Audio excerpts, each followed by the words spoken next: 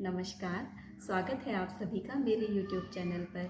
आज की इस वीडियो में हम डायबिटीज़ के बारे में जानेंगे। क्या डायबिटीज़ होती है, उसके क्या कुछ लक्षण होते हैं, क्या उसके कॉजेज़ होते हैं और अंत में देखेंगे होम्योपैथिक मेडिसिन्स डायबिटीज़ के लिए। इससे पहले कि हम डायबिटीज़ के बारे में देखें कि डायबिटीज़ क्या होती है, मैं पहले कुछ स्टैट्स आपके सामने रखना चाहती हूँ डायबिटीज़ के बारे में, जिससे आपको इस टॉपिक की गंभीरता के बारे में पता लगेगा। डायबिटीज़ पूरे विश्व भर में 550 मिलियन लोगों को आज अफेक्ट करता है, यानी कि 11% पॉपुलेशन डायबिटीज़ से आज ग्रस्त है, जिसमें से 90 से 95% पेशेंट्स ऐसे होते हैं जिनके अंदर टाइप 2 डायबिटीज़ जो है वो देखने को मिलती है। टाइप 2 डायबिटीज़ जो सबसे कॉमन डायबिटीज़ जो है हमें देखने को मिलती है। उसके अलावा अगर हम एशिया पैसिफिक रीजन की बात करते हैं तो वहाँ पे डायबिटीज़ के जो आंकड़े हैं वो आसमान छू रहे हैं।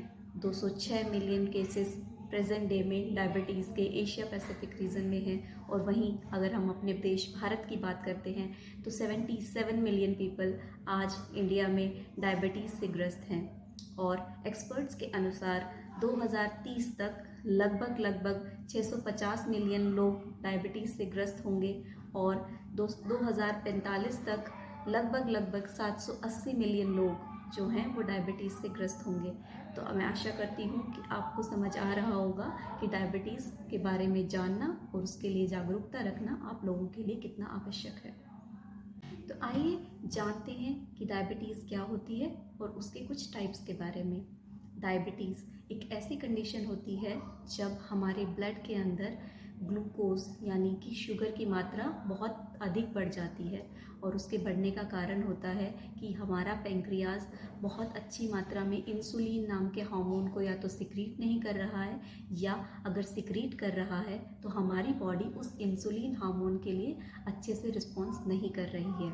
ऐसी कंडीशंस में जो हमारा ब्लड शुगर लेवल होता है वो बढ़ता चला जाता है, और जिसकी वजह से हमें डायबिटीज़ जैसी समस्या देखने को मिलती है। आइए देखते हैं कुछ टाइप्स जो कि डायबिटीज़ के अक्सर देखने को मिलते हैं। सबसे पहले टाइप 1 डायबिटीज़ होती है, जो कि लगभग 10% पॉपुलेशन के अंदर देखने को मिलती है। कॉमनली ये चिल्ड्रन और यंग अडल्ट्स में देखने को मिलती है, लेकिन लगभग सभी एजेस में इसको देखा जा सकता है। उसके बाद नेक्स्ट आती है टाइप 2 डायबिटीज़, जो कि बहुत कॉमनली देखने को मिलती है। लगभग 90% पॉपुलेशन के अंदर टाइप 2 डायबिटीज़ देखने को मिलती है। टाइप 2 डायबिटीज़ का एक प्रीडिसेसर होता है, यानी कि टाइप 2 डायबिटीज़ के होने से पहले प्री डायबिटीज़ होता है, जो कि अक्सर लैंड करता है टाइप 2 डायबिटीज़ के टुवर्ड्स ही।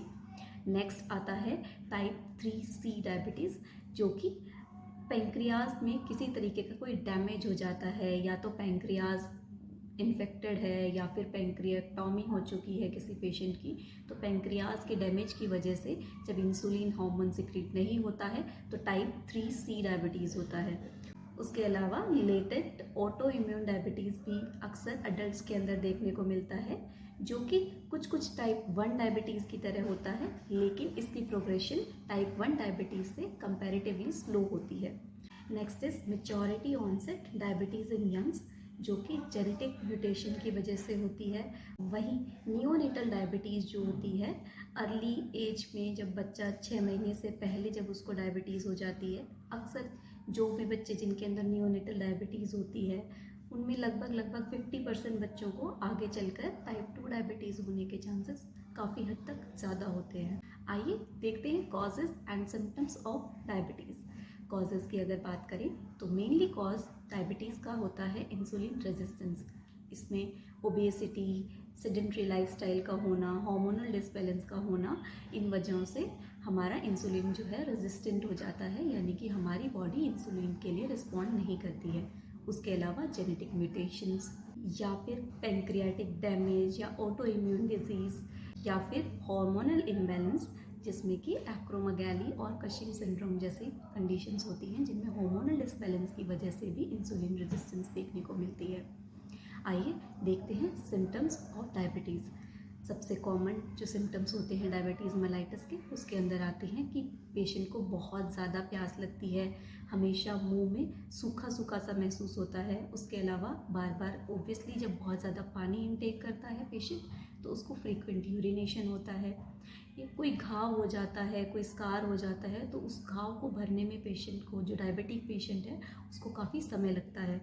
उसके अलावा पेशेंट को बहुत फटीग महसूस होना, बहुत जल्दी वेट का कम हो जाना, कुछ ऐसे कॉमन सिम्टम्स होते हैं जो डायबिटीज़ में देखने को मिलते हैं। आइए देखते हैं management of diabetes.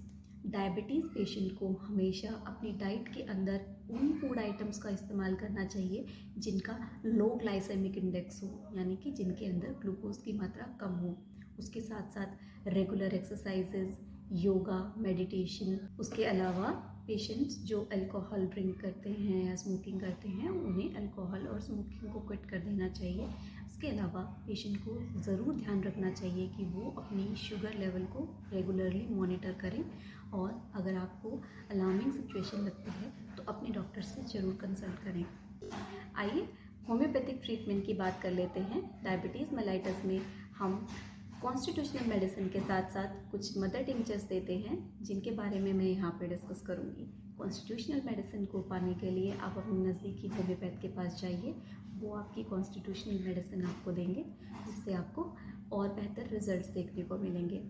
Mother tinctures की अगर हम बात करें तो सबसे इम्पॉर्टेंट मदर टिंचर जो हम डायबिटीज़ में देते हैं वो है साइजीजियम, जो कि जामुन से बनता है।